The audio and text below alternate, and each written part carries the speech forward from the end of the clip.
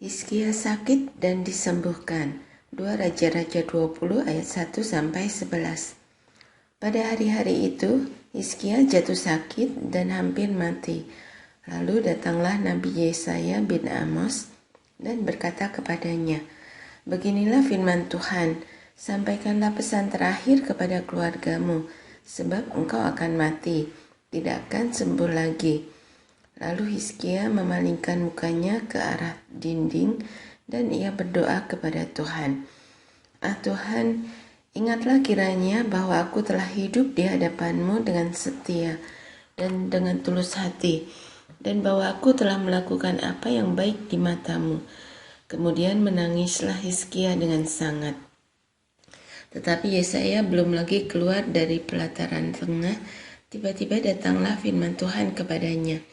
"Baiklah dan katakanlah kepada Hizkia, Raja umatku, beginilah firman Tuhan, Allah Daud, bapa leluhurmu. Telah kudengar doamu dan telah kulihat air matamu. Sesungguhnya aku akan menyembuhkan engkau. Pada hari yang ketiga engkau akan pergi ke rumah Tuhan. Aku akan memperpanjang hidupmu 15 tahun lagi. Dan aku akan melepaskan engkau dan kota ini dari tangan Raja Asyur. Aku akan memagari kota ini oleh karena aku dan oleh karena Daud hambaku." Kemudian berkatalah Yesaya, "Ambillah sebuah kue ara." Lalu orang memanggilnya dan ditaruh pada bara itu, maka sembuhlah ia. Sebelum itu Hizkia telah berkata kepada Yesaya, "Apakah yang akan menjadi tanda bahwa Tuhan akan menyembuhkan aku dan bahwa aku akan pergi ke rumah Tuhan pada hari yang ketiga?" Yesaya menjawab, "Inilah yang akan menjadi tanda bagimu dari Tuhan, bahwa Tuhan akan melakukan apa yang telah dijanjikannya. Akan majukah bayang-bayang itu 10 tapak, atau akan mundur 10 tapak?" Hizkia berkata, "Itu perkara ringan bagi bayang-bayang itu untuk memanjang 10 tapak. Sebaliknya, biarlah bayang-bayang itu mundur ke belakang 10 tapak." Lalu berserulah Nabi Yesaya kepada Tuhan, maka dibuatnyalah bayang-bayang itu mundur ke belakang 10 tapak. Yang sudah dijalani bayang-bayang itu pada petunjuk matahari buatan Ahaz. Hizkia dan para utusan dari Babel. 2 Raja-Raja 20 ayat 12-21. Pada waktu itu, Merodak Baladan bin Baladan, Raja Babel, menyuruh orang membawa surat dan pemberian kepada Hizkia, sebab telah didengarnya bahwa Hizkia sakit tadinya. Hizkia bersukacita atas kedatangan mereka, lalu diperlihatkannyalah kepada mereka segenap gedung harta bendanya, emas dan perak, rempah-rempah dan minyak yang berharga, gedung persenjataannya dan segala yang terdapat dalam perbendaharaannya.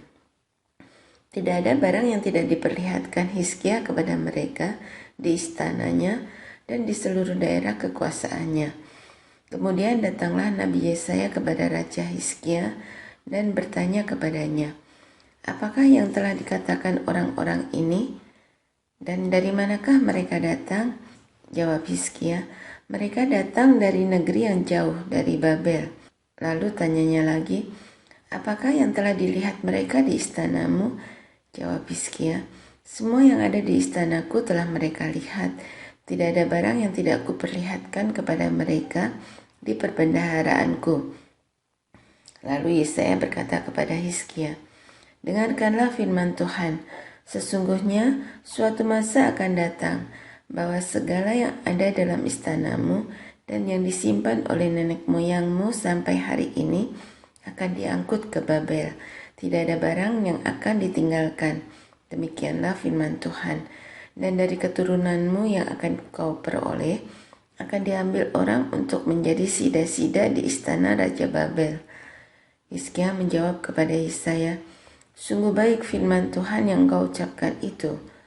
Tetapi pikirnya, asal ada damai dan keamanan seumur hidupku. Selebihnya dari riwayat Hizkia, segala kepahlawanannya dan bagaimana ia membuat kolam dan saluran air dan mengalirkan air ke dalam kota, Bukankah semuanya itu tertulis dalam kitab sejarah Raja-Raja Yehuda? Kemudian Hizkia mendapat perhentian bersama-sama dengan nenek moyangnya. Maka Manasya anaknya menjadi raja menggantikan dia. Manasya Raja Yehuda, 2 Raja-Raja 21 ayat 1 sampai 18. Manasya berumur 12 tahun pada waktu ia menjadi raja, dan 55 tahun lamanya ia memerintah di Yerusalem. Nama ibunya ialah Hefsibah. Ia melakukan apa yang jahat di mata Tuhan sesuai dengan perbuatan keji bangsa-bangsa yang telah dihalau Tuhan dari depan orang Israel. Ia mendirikan kembali bukit-bukit pengorbanan yang telah dimusnahkan oleh Hizkia ayahnya. Ia membangun misbah-misbah untuk Baal, membuat patung Asyera seperti yang dilakukan Ahab, Raja Israel, dan sujud menyembah kepada segenap tentara langit dan beribadah kepadanya. Ia mendirikan misbah-misbah di rumah Tuhan, walaupun sehubungan dengan rumah itu, Tuhan telah berfirman, "Di Yerusalem aku akan menaruh namaku." Dan ia mendirikan juga misbah-misbah bagi segenap tentara langit di kedua pelataran rumah Tuhan. Bahkan, ia mempersembahkan anaknya sebagai korban dalam api, melakukan ramal dan telaah, dan menghubungi pemanggil arwah dan para pemanggil roh peramal. Ia melakukan banyak yang jahat di mata Tuhan, sehingga ia menimbulkan sakit hatinya. Ia menaruh juga patung Asyera yang telah dibuatnya dalam rumah. Walaupun sehubungan dengan rumah itu, Tuhan telah berfirman kepada Daud dan kepada Salomo anaknya, "Dalam rumah ini dan di Yerusalem yang telah kupilih dari antara segala suku Israel, aku akan menaruh namaku untuk selama-lamanya. Aku tidak akan membiarkan bangsa Israel lagi dibawa keluar dari tanah yang telah kuberikan kepada nenek moyang mereka. Asal saja mereka tetap berbuat tepat seperti yang telah kuperintahkan kepada mereka, dan tepat menurut hukum yang telah diperintahkan kepada mereka oleh hambaku Musa." Tetapi mereka tidak mau mendengarkan, dan Manasya menyesatkan mereka, sehingga mereka melakukan yang jahat lebih daripada bangsa-bangsa yang telah dipunahkan Tuhan dari hadapan orang Israel. Kemudian berfirmanlah Tuhan dengan perantaraan para hambanya, yakni para nabi. Oleh karena Manasya Raja Yehuda telah melakukan kekejian-kekejian ini, berbuat jahat lebih daripada segala yang telah dilakukan oleh orang Amori yang mendahului dia, dan dengan berhala-berhalanya ia telah mengakibatkan orang Yehuda berdosa pula. Sebab itu, beginilah firman Tuhan Allah Israel, "Sesungguhnya aku akan mendatangkan malapetaka atas Yerusalem dan Yehuda, sehingga setiap orang yang mendengarnya akan bising kedua telinganya. Dan aku akan merentangkan atas Yerusalem tali pengukur sama seperti atas Samaria, dan tali unting-unting sama seperti atas keluarga Ahab. Dan aku akan menghapuskan Yerusalem seperti orang menghapus pinggan, yakni habis dihapus, dibalikan pula menungging. Aku akan membuangkan sisa milik pusakaku dan akan menyerahkan mereka ke dalam tangan musuh-musuh mereka, sehingga mereka menjadi jarahan dan menjadi rampasan bagi semua musuh mereka. Oleh karena mereka telah melakukan apa yang jahat di mataku, dan dengan demikian mereka menimbulkan sakit hatiku, mulai dari hari nenek moyang mereka keluar dari Mesir sampai hari ini.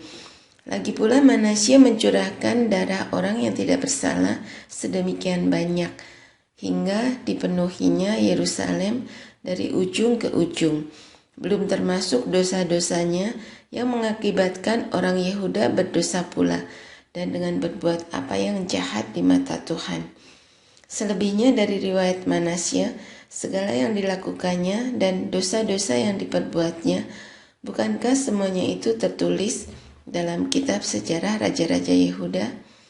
Kemudian Manasya mendapat perhentian bersama-sama dengan nenek moyangnya, dan ia dikuburkan di taman istananya, di taman Usa. Maka Amon anaknya menjadi raja menggantikan dia. Amon Raja Yehuda, 2 Raja-Raja 21 ayat 19 sampai 26.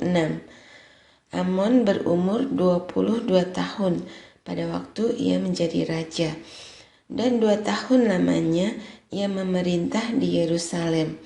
Nama ibunya ialah Mesulemet binti Harus dari Yotba. Ia melakukan apa yang jahat di mata Tuhan, seperti yang telah dilakukan Manasye ayahnya.